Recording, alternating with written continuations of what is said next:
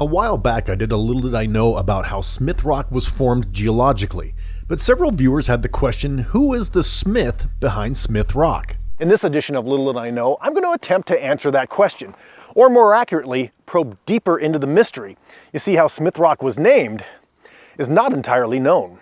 According to SmithRock.com and my friends at the Deschutes Historical Museum, there appear to be three narratives: the myth, the possible, and the probable. The first two featured the same character, Private Volk Smith, who was believed to have died here in this area in the heat of battle. You see, in the mid-1800s, US soldiers were sent to the area to protect the Indians and their valuable horses from raids from thieves and other unfriendly tribes who hoped to steal their valuable equine commodities. And Chief Paulina himself was the head of one of these very raids. He had refused to join the others at the Warm Springs Reservation, and so in October 1863, he sent some of his forces to execute an ambush in the rocks of what is now Smith Rock. When Private Volk Smith's crew pursued the raiding party into the canyon toward the river, a fierce battle broke out for over an hour. That's what the history books appear to verify, but how Private Smith died is up for debate. The myth version says that Private Smith, upon realizing he was surrounded, chose death over capture and hurled himself off a ledge to his demise and into mortality. And while that version sounds good, there's no evidence to back it up. However, there is evidence to another end to our young Private Volk Smith.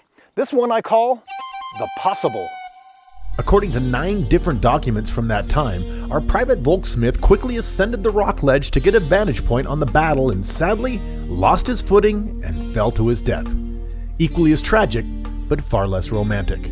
As with most stories that travel from generation to generation, the truth is probably not as tragically romantic as a young soldier losing his life in defense of indigenous peoples.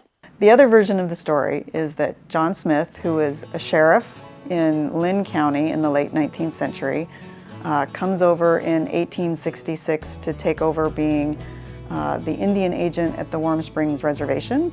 And in 1867, newspapers are reporting that Smith has found Smith Rock and named it essentially for himself as the discoverer.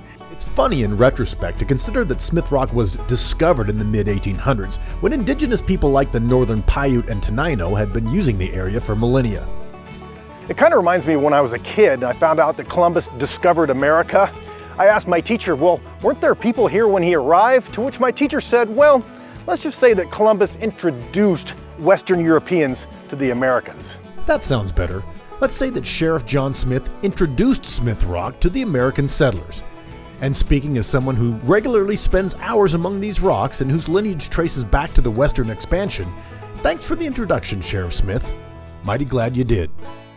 For Central Oregon Daily News, I'm meteorologist Scott Elness.